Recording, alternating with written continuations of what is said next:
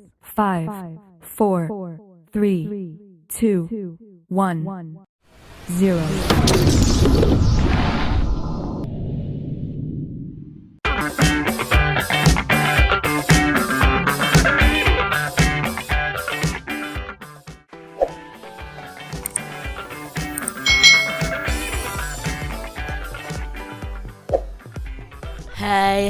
Hai. Selamat datang di channel YouTube Kak Citra.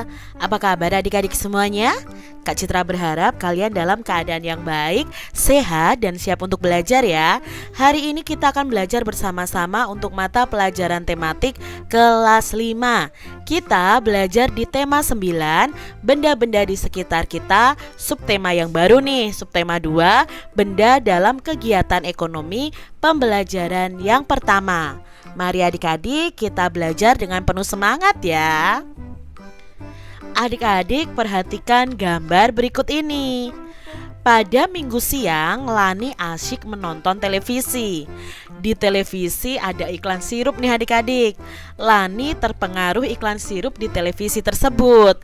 Lani ingin membuat es sirup. Lalu Lani kemudian meminta ibu untuk mengajarkan cara membuat es sirup. Nah, saat hendak membuat es sirup, ternyata gula di dapur habis. Ibu lalu meminta Lani membeli gula di warung. Dengan senang hati, Lani membeli gula ke warung. Setelah membeli gula, Lani dan ibunya melanjutkan untuk membuat es sirup nih adik-adik. Dalam larutan sirup terdapat 2 penyusun larutan, yaitu ada air dan gula. Oleh karena itu, sirup itu termasuk zat campuran adik-adik. Air dan gula sebagai penyusun larutan sirup merupakan zat tunggal. Itulah contoh zat tunggal dan zat campuran. Bagaimanakah perbedaan antara zat tunggal dan zat campuran? Nah, kita akan temukan dalam materi berikut ini. Adik-adik, Lani telah terpengaruh nih iklan dari televisi, yaitu iklan sirup tadi. Iklan yang ditayangkan melalui televisi merupakan salah satu contoh iklan elektronik ya. Mengapa demikian? Alasannya televisi ini merupakan salah satu media elektronik. Adapun yang dimaksud dengan iklan elektronik adalah iklan yang penyebarannya menggunakan media elektronik. Nah, apa saja ya bentuk iklan elektronik itu? Nah, biasanya kalau adik-adik lihat di YouTube ya, di channel Kak Citra itu biasanya ada iklan juga. Nah, itu disebut dengan iklan elektronik. Iklan elektronik itu banyak jenisnya. 3 diantaranya yang akan kita pelajari saat ini. Nah, ketiga jenis iklan tersebut adalah iklan radio, iklan televisi, dan iklan internet. Bagaimanakah karakteristik dari ketiga iklan elektronik tersebut? Ayo kita baca satu persatu uraian singkat berikut ini. Yang pertama adalah iklan radio adik-adik. Nah, tentunya adik-adik pernah lihat ya radio itu. Nah, radio merupakan media auditif yang bersifat atraktif. Artinya radio itu adalah media yang mengandalkan pendengaran untuk menyapa pendengarnya adik-adik. Oleh karena itu, pemaparan iklan melalui media radio memiliki karakteristik atau ciri khas. Iklan di radio hanya dapat didengarkan melalui audio atau melalui suara. Nah, suara yang diperdengarkan dapat berupa voice atau suara atau kata-kata manusia yang diatur, juga bisa berupa musik yaitu perpaduan bunyi-bunyian yang teratur dengan ritme tertentu dan harmonis, serta ada efek suara atau suara-suara yang tidak beraturan maupun efek suara alam. Itu tadi karakteristik dari iklan radio. Iklan berikutnya adalah iklan televisi nih. Iklan televisi adalah iklan yang disiarkan melalui televisi. Nah, iklan televisi itu sangat menarik karena merupakan kombinasi dari suara, gambar, dan gerak. Berbeda dengan yang radio tadi ya, hanya dengan suara adik-adik. Nah, iklan televisi ini memiliki karakteristik yaitu dapat dilihat dan dapat didengar. Oleh karena itu, iklan yang disampaikan melalui televisi sangat menarik perhatian dan mengesankan. Lalu iklan yang ketiga adalah iklan internet. Nah, iklan internet ini adalah iklan yang ditampilkan melalui jaringan internet adik-adik. Bentuknya beragam, ada iklan yang hanya dapat didengar, ada pula yang dapat dilihat sekaligus didengar. Contohnya kalau di YouTube itu kan biasanya ada iklan ya. Nah, iklan internet ini muncul sesuai perkembangan teknologi informasi. Iklan internet mampu meningkatkan kapasitas dan kecepatan perputaran informasi. Nah, melalui internet ini informasi dapat disampaikan secara dramatis dan interaktif. Itu tadi ketiga contoh iklan ya, dari radio, lalu televisi, dan iklan internet.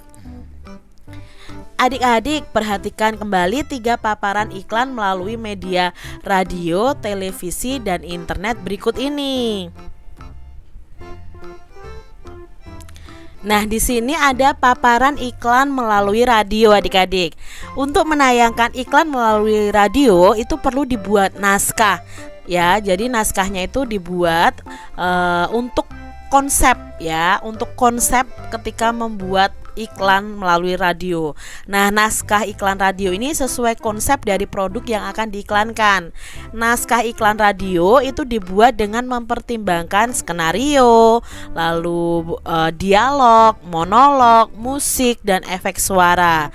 Nah, musik dan efek suara dalam naskah iklan radio itu diperlukan untuk menciptakan suasana yang mendukung skenario tersebut. Nah, di sini adalah contoh paparan iklan radio melalui naskah.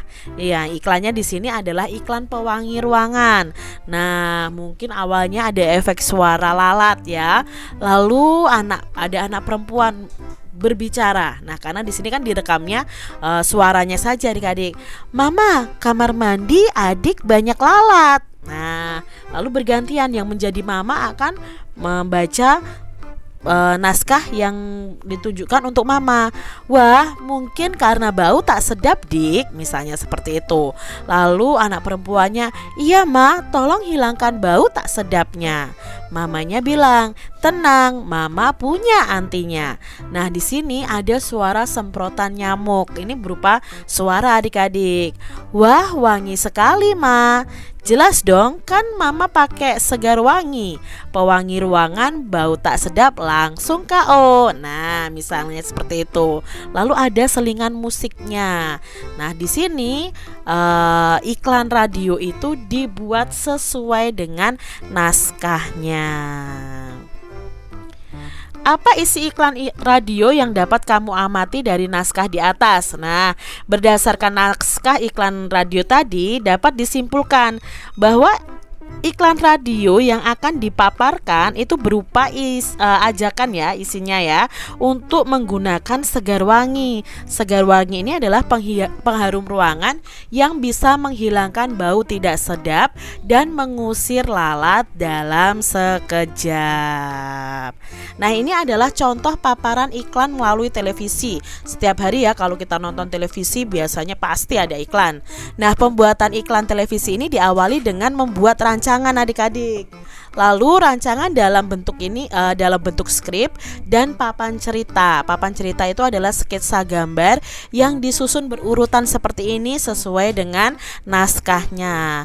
Nah, setelah disetujui oleh pengiklan, barulah rancangan iklan itu akan dibuat di rumah produksi atau disebut dengan rekaman adik-adik. Berikut contoh paparan iklan melalui televisi. Nah, berdasarkan gambar iklan melalui televisi di atas, kamu dapat mengetahui isi iklan yang akan dipaparkan melalui televisi. Nah, isi iklan tersebut yaitu cara mudah membuat mulut segar. Hanya dengan permen karet Planet Segar, mulutmu akan terasa segar sesegar habis menggosok gigi. Ini adalah contoh ya paparan iklan melalui televisi. Lalu ada paparan iklan melalui internet ya adik-adik ya. Ada Yumimi ya, mie instan. Saat bersantai jadi semakin hangat ya. Itulah salah satu contoh iklan yang dipaparkan melalui internet. Iklan di atas merupakan iklan internet jenis banner. Nah, iklan internet jenis banner ini yaitu iklan pada papan iklan mini yang tersebar pada sebuah halaman website. Nah, isi iklan internet tersebut adalah menawarkan produk makanan. Produk makanan yang ditawarkan adalah mie instan dengan merek Yumimi. Ya, mie instan ini dapat dinikmati saat sibuk ataupun santai, baik sendiri maupun bersama dengan teman-teman. Yumimi ini merupakan makanan cepat saji yang enak jika dinikmati saat masih hangat. Suasana pun akan terasa hangat dengan ditemani Yumimi. Itu adik-adik ya, contoh paparan iklan melalui internet. Adik-adik telah memahami nih berbagai bentuk iklan elektronik. Sekarang coba adik-adik pilih salah satu bentuk iklan elektronik yang sudah kalian pelajari tadi. Lalu buatlah contoh iklan elektronik tersebut. Cantumkan naskah iklannya nih. Jika iklan yang kamu buat itu iklan radio atau iklan televisi. Kemudian tuliskan juga skrip dan papan ceritanya. Jika kamu memilih iklan internet, nah tempelkan iklan pada lembaran kertas. Selanjutnya buat kesimpulan dari iklan elektronik yang kamu buat. Nah, kesimpulannya itu kalian tulis di bawah naskah iklan atau di bawah skrip dan papan cerita atau gambar iklan yang kalian buat. Nah, kalian bisa presentasikan hasil pembuatan iklan elektronik ini di depan teman-teman kalian atau di depan keluarga kalian, adik-adik. Nah, ini adalah contoh nih adik-adik ya, contoh iklan elektronik. Misalnya kamu mau membuat iklan apa, kamu bisa mengisi tabel seperti ini. Oh, mereknya apa ya, merek benda yang akan kita tawarkan, lalu medianya apa, waktunya mau berapa detik atau berapa menit. Kalau biasanya iklan itu tidak terlalu panjang adik-adik ya, maksimal 1 menit. Nah, 1 menit itu sudah panjang dan iklan itu harus jelas ya, jelas menawarkan sesuatunya. Nah, adik-adik bisa mengisinya di buku kalian masing-masing. Adik-adik, kamu telah memahami nih berbagai bentuk iklan elektronik. Salah satunya adalah televisi ya, iklan di televisi. Sekarang pilihlah salah satu iklan di televisi yang menurutmu menarik adik-adik. Lalu tuangkan kembali benda yang diiklankan dalam televisi itu ya dalam bentuk gambar iklan. Nah, buatlah gambar semenarik mungkin pada kotak berikut ini. Nah, adik-adik bisa ditulis di buku kalian atau digambar di buku kalian masing-masing. Ya, pilih salah satu iklan di televisi lalu buat gambar bendanya ya. Amatilah gambar hasil karya Udin, Siti, dan Edo berikut ini adik-adik. Ternyata mereka juga membuat gambar iklan nih yang mereka lihat. Nah, di sini ada air mineral dalam kemasan botol yang digambarkan oleh Udin. Udin ini menggambar kemasan botol air mineral itu dengan merek Aquada. Nah, air mineral merupakan materi berbentuk cairan adik-adik. Air mineral ini termasuk zat tunggal yang berupa senyawa. Nah, air mineral itu tidak memiliki rasa dan bau. Air itu sangat penting loh bagi kehidupan manusia, karena manusia itu membutuhkan 8 liter air mineral dalam 1 hari 1 malam. Air mineral Aquada membantu kita mencukupi kebutuhan tubuh akan 8 liter air.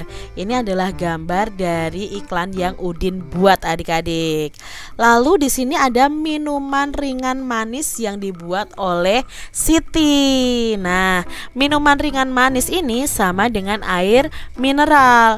Minuman ringan manis adalah materi yang berbentuk cairan. Akan tetapi minuman ringan manis ini bukan zat tunggal adik-adik.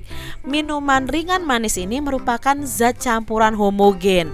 Jadi ada air dan ada gula pastinya. Karena air tidak berdiri sendiri, maka disebut dengan zat campuran. Nah, karena dicampurnya itu merata, maka disebut dengan zat campuran yang homogen. Sudah kita pelajari pada pembelajaran sebelumnya ya tentang homogen dan heterogen. Nah, di sini Edo menggambar secangkir kopi tumbuk. Nah, secangkir kopi itu sama dengan minuman ringan.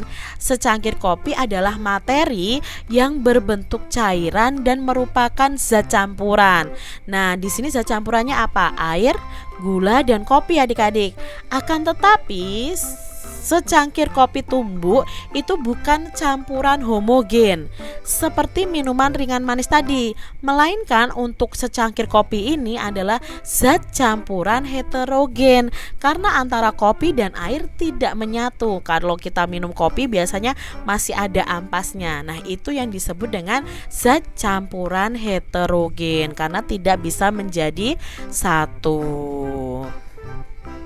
Adik-adik telah memahami tentang materi, zat tunggal, dan zat campuran. Apa sih sebenarnya materi, zat tunggal, dan zat campuran itu? Yuk kita pelajari bersama-sama. Yang pertama adalah materi. Materi itu adalah setiap objek atau segala sesuatu yang menempati ruang dan mempunyai massa adik-adik. Jadi materi itu adalah benda gitu saja ya yang paling mudah kita pahami. Nah, banyak jenis materi di lingkungan sekitar kita. Misalnya ada air, batu, pasir, tanah, kayu, besi, emas, plastik, dan oksigen atau udara. Nah, materi yang banyak jenisnya itu dapat dikelompokkan menjadi benda padat, benda cair, dan benda gas. Nah, berdasarkan komponen penyusunnya, materi itu bisa dibedakan menjadi zat tunggal dan zat campuran. Itu tadi tentang materi. Nah, sekarang tentang zat tunggal adik-adik. Zat tunggal atau disebut zat murni adalah zat yang komponen penyusunnya itu hanya satu zat atau satu materi saja, tidak ada campuran apapun. Nah, zat tunggal itu dapat berupa unsur dan senyawa. Apa itu bedanya unsur dan senyawa? Yuk kita simak adik-adik. Unsur adalah zat kimia yang tidak dapat dibagi lagi menjadi zat yang lebih sederhana. Ada dua jenis unsur nih adik-adik, yaitu unsur logam dan unsur non-logam. Contoh unsur logam itu ada perak, besi, emas, dan platina. Lalu untuk yang unsur non-logam itu ada hidrogen, oksigen, nitrogen, dan karbon. Nah, biasanya yang berbentuk gas itu termasuk unsur non-logam. Sedangkan senyawa adalah zat tunggal yang terbentuk dari beberapa unsur. Contoh unsur senyawa adalah garam, air, dan gula. Nah, itu tadi ya bedanya unsur dan senyawa. Berikutnya ada zat campuran ya adik-adik. Nah, zat campuran adalah zat yang komponen penyusunnya itu terdiri atas dua atau lebih zat atau materi. Nah, berdasarkan sifatnya, zat campuran itu tadi ada zat campuran homogen dan zat campuran heterogen. Nah, apa bedanya? Yuk kita pelajari. Zat campuran homogen adalah campuran yang terdiri atas dua materi atau dua zat yang dapat menyatu secara merata. Contoh campuran homogen antara lain adalah sirup. Nah, sirup itu terdiri dari gula, pewarna, dan air.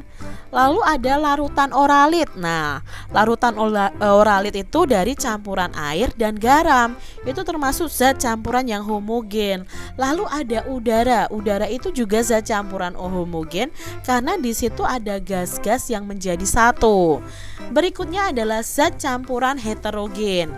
Nah, campuran zat heterogen ini itu terdiri atas dua atau lebih ya, dua zat atau lebih untuk materinya berbeda yang tidak dapat menyatu secara sempurna. Contoh campuran heterogen adalah air dengan kopi tumbuk, lalu air dengan tanah, air dengan minyak. Mau kalian aduk seperti apa air dengan minyak, ya mereka akan sendiri-sendiri, tidak akan mencampur. Makanya disebut dengan zat campuran heterogen. Itu ya adik-adik ya, kalian sudah paham apa yang dimaksud dengan materi, zat tunggal, dan zat campuran. Nah, ini kalau dibuat peta pemikirannya seperti ini. Materi itu ada zat tunggal dan zat campuran. Nah, zat tunggal sendiri dibagi menjadi dua. Ada unsur, ada senyawa. Sebenarnya unsur tadi juga dibagi menjadi dua, adik-adik. Ada unsur logam dan unsur non-logam. Nah, unsur logam itu ya contohnya emas, ya, platina, dan lain sebagainya. Lalu unsur non-logam itu contohnya adalah oksigen, nitrogen, dan karbon. Lalu ada zat tunggal yang berupa senyawa, contohnya adalah garam, air, dan gula. Lalu zat campuran sendiri dibagi menjadi dua, yaitu homogen dan heterogen. Contoh homogen adalah sirup, oralit, dan udara. Yang heterogen contohnya adalah air dan kopi, lalu air dan tanah, dan air dan minyak. Nah, adik-adik telah mengetahui nih adanya zat campuran homogen dan heterogen. Apakah kamu sudah bisa menuliskan perbedaan antara zat campuran homogen dan heterogen? Bisa ya adik-adik ya. Nah, coba sekarang kalian melakukan percobaan nih bersama dengan teman-teman kalian. Nah, percobaan ini kalian lakukan ya dengan membuat dua percobaan. Untuk melakukan percobaan itu anggota kelompok kalian bisa dibagi menjadi dua. Nah, di sini dua percobaan yang harus dilakukan setiap kelompok yaitu membuat larutan air gula dan air kopi. Nah, adapun bahan dan peralatan yang harus disiapkan adalah sebagai berikut. Peralatannya gelas plastik transparan, lalu sendok plastik. Lalu bahannya apa? Air, gula putih, dan kopi bubuk. Nah, langkah percobaannya apa? Percobaan yang pertama, masukkan air ke dalam gelas plastik transparan. Selanjutnya itu gula putih adik-adik. Ya, masukkan ke dalam gelas yang berisi air tadi. Aduk gula tersebut hingga larut di dalam air, lalu diamkan beberapa saat. Nah, percobaan kedua kalian membuat kopi nih adik-adik ya, kopi tumbuk ya. Lalu apa yang kalian buat?